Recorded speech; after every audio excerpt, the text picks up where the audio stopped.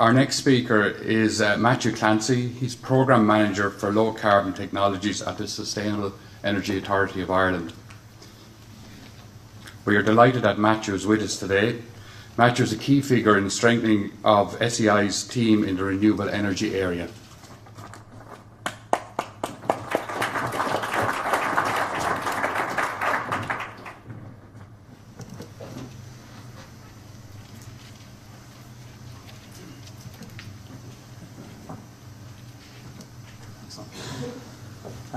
Thanks very much for the introduction, Nick, and thanks very much, dear Bia, for the invitation to come here to speak today. As Fergal outlined, it's quite an important time for policy as it relates to bioenergy at the moment in Ireland and internationally, particularly at an EU level. Fergal touched on a lot of the key considerations that are out there. And in my presentation today, I'm going to look at some of the facts and figures that we have from our evidence and our reports and analysis we've done recently. I'm just going to look at where bioenergy is in the energy sector as a whole right now, where it needs to be if we were to meet our 2020 targets, which, as everyone acknowledges, are quite challenging, and you'll see from my graphs what that actually looks like.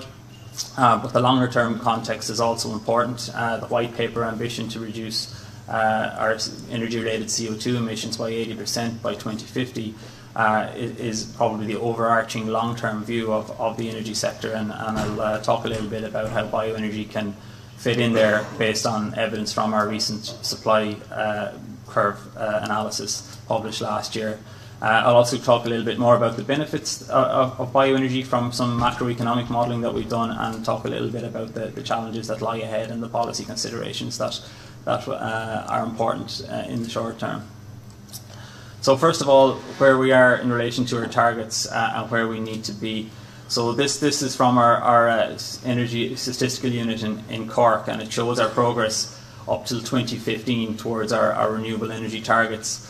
So as of 2015, we've 9.1% of our gross final consumption of energy in Ireland comes from renewable sources, predominantly in the electricity sector, but also contributions from heat and transport. Electricity has obviously has grabbed all the headlines with its growth in the last 10 years or so, but transport has also grown through biofuels, and heat, although hard to see in the graph there, also seen some growth. But I think the overriding thing here on this graph is to see what's required to meet 2020 targets, and the slope that's there is challenging, to say the least. What that means in deployment terms, it's about 250 megawatts of wind a year being installed. It's the full 150 megawatts of bioenergy CHP that was in the REFIT 3 scheme will have to come through. It also means about 5,000 or 6,000 commercial size units installing a renewable heat source, or 300 to 400 larger industry size units. And on top of all this, it also means action on the energy efficiency side, which has a big impact on this trajectory as well. And just one point on that, we need to retrofit about 50,000 homes a year to a very deep standard of retrofit, or very high standard of energy efficiency. We're currently doing about 20,000 at a much shallower level. So there's big challenges that lie ahead to meet that target if we are to meet it by 2020. So just to put bioenergy in that context, and present a few stats of what bioenergy use looks like.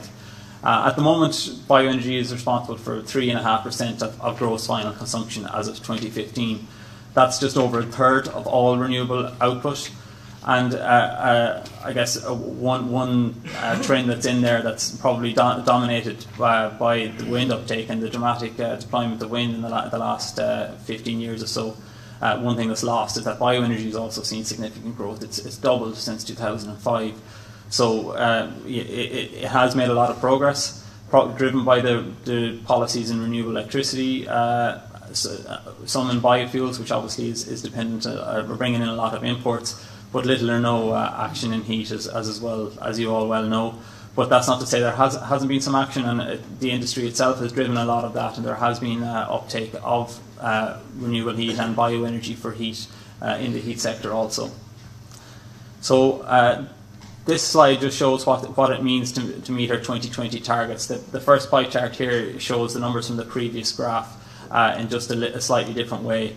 Of the bioenergy that we currently use for renewable energy, 21% of it goes towards heat, 12% is towards transport, and 4% is towards electricity. Now, overall, to get to our 2020 targets, if we were to achieve them, requires quite a big increase. And apologies for the way the slide came in there. That says RES 16%. That's their target for 2020, 16% renewable energy. So you can see straight away there there's quite a big jump required overall, and for bioenergy in particular.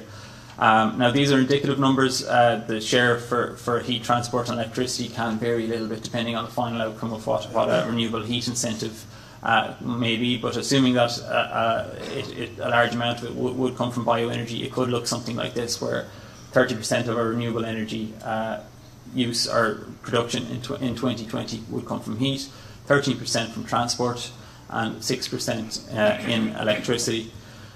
So, to summarise that slide, 75% increase required overall from renewable energy, which is between now and 2020, and we need more than double the output from bioenergy. So I think that really drives home the challenge that's there for the 2020 targets.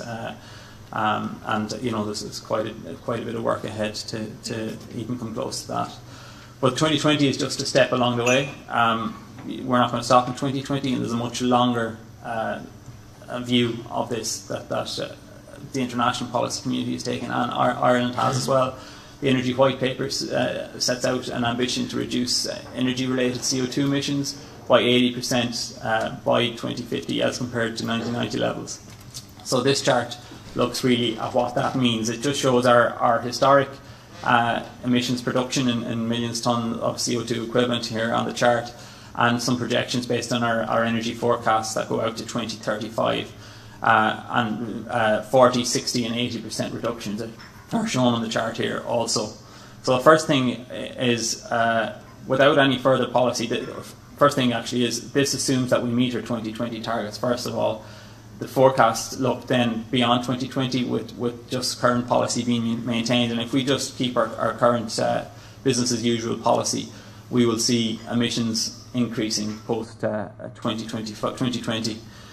But this is the trajectory that we require to meet 80% reduction by 2050, and it's stark really when you look at it in this context of where we are now and where we need to get to, and it really reinforces that we need more of all types of renewable energy and energy efficiency, and that the renewable energy sector should be focusing on getting this pie as big as possible rather than on just your own particular slice versus another renewable technology. There's room there for everybody, and whatever we get economically is needed to even get close to this trajectory. So that's really I think important message that comes from this slide. So where does bioenergy fit into all of this? We published a report last year that looked at the bioenergy potential supply in Ireland. This next chart just shows some of the high-level findings from that at aggregate levels of the feedstocks we looked at. So we looked at forestry, energy crops, agricultural waste and residues, and other bioproducts and waste. And this chart shows what we estimate could be available in 2020 and what could be available in 2035 at 3 different price points. And that's really where the bioenergy supply curves add the value. It's not just what could be available. It's what could be available at different prices, at different market prices, and that's important. We're not predicting what's going to be used here, but what we're saying is if a demand side policy came into play that was able to give the market this price, we may see this potential come through. So the first message here is at the lowest price, €200 per TOE. It's not a very intuitive unit, but it's in and around the current feedstock prices. Gate price is about €4.5 per gigajoule, or to put another way, the current price of oil is about €400 per TOE. So I hope that scales it for you.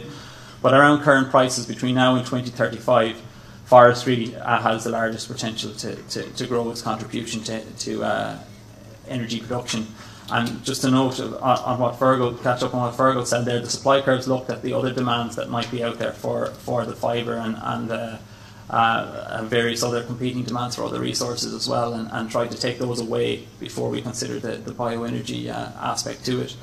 So a doubling of price would see much more energy crops come online between 2020 and 2035. If there was a market there that could provide a €400 per TOE price to the producers of energy crops, you may see an increase there. And then at the highest price that we looked at, there's quite a substantial potential there, but it's at a very high price. And a lot of the additional potential comes through in energy crops. So that's willow and grass in particular have big potentials there.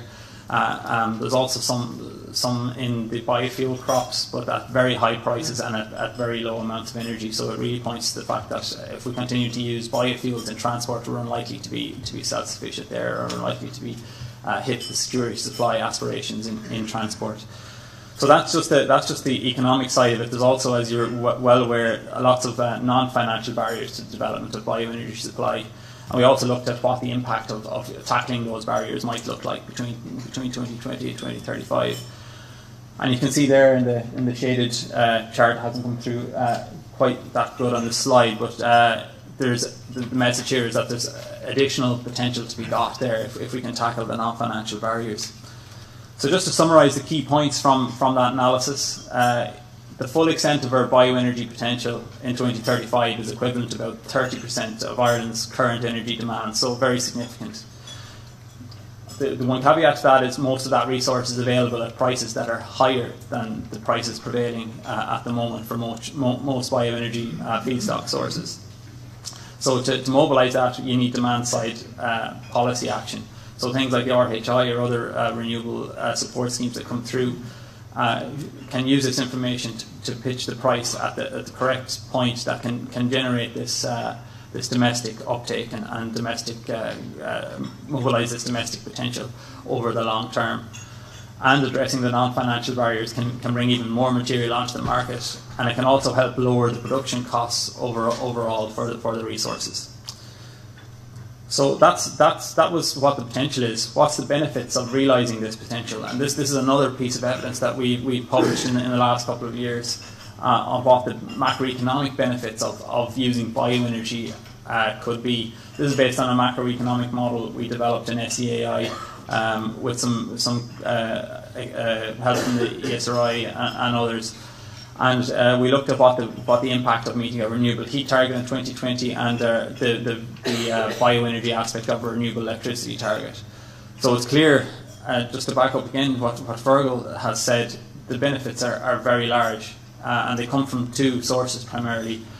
One is the ongoing fuel savings that installations that put in bioenergy sources for their heat can make. An installation replacing oil immediately lowers their ongoing fuel cost, and that can deliver, in our estimation, up to around 2,500 jobs in 2020.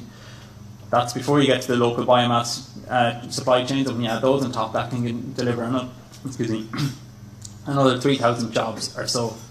One other interesting point to note here is what happens with the use of imported biomass in the electricity sector, and really our analysis showed that there wasn't really any significant benefits there. So I think that's an important point to take out of this. It's just by using bioenergy in general for energy isn't always necessarily a good economic story, but definitely bioenergy from domestic sources certainly is. So that's the context I think we're operating in. This slide here, I just want to talk about some of the challenges that in the short term that need to be addressed with the policy environment changing as it is. First one is sustainability. As you're probably all very, very well aware, the international press in particular is very focused on this sustainability point, and there's been probably lots of articles in the newspapers last year, and even in very reputable ones like New Scientist that are very critical of the EU policy and questioning the actual greenhouse gas savings that are coming from the use of bioenergy.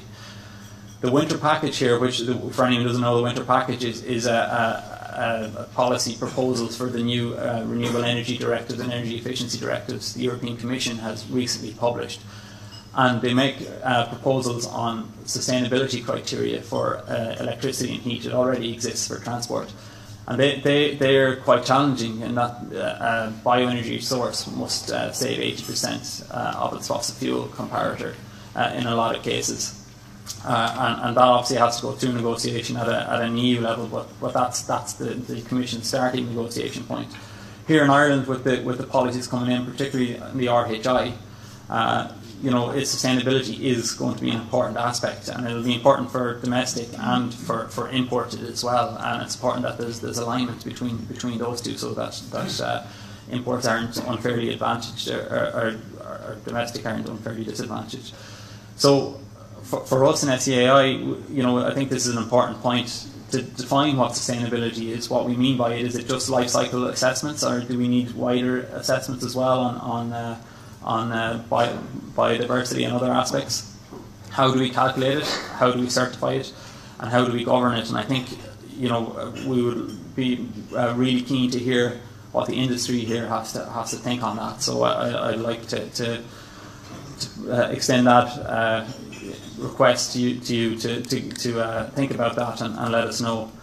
Technical standards and best practice for installation, for wood supply, and all the rest that go with the bioenergy supply chains is very important, and how the installations that are supported are monitored, and how energy efficiency in particular is guaranteed.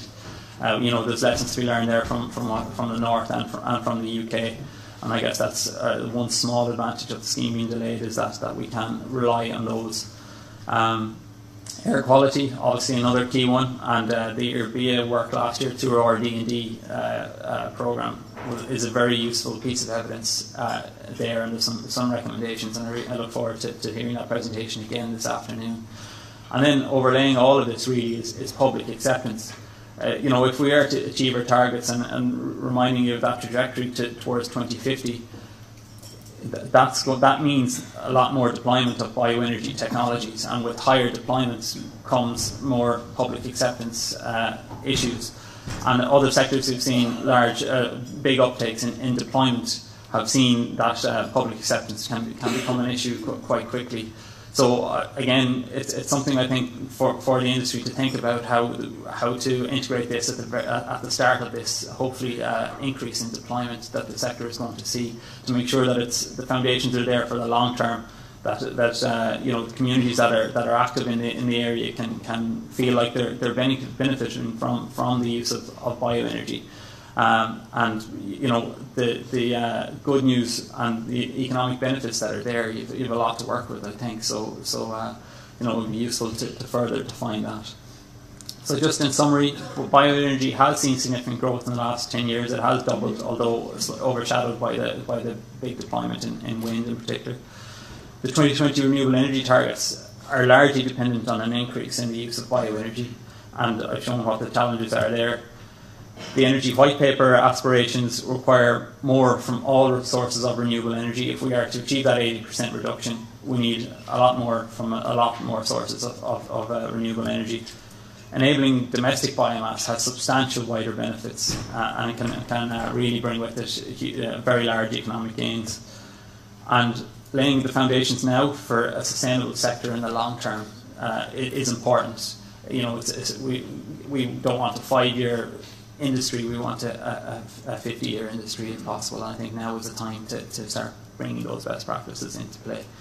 So just last slide, just a few links there to some of the relevant work that we've done recently, and I again like to second what Pádraig said at the start on the RD&E scheme. It's been a very useful exercise for us with IRBA coming through last year to look at district heating and their study on the biomass combustion emissions.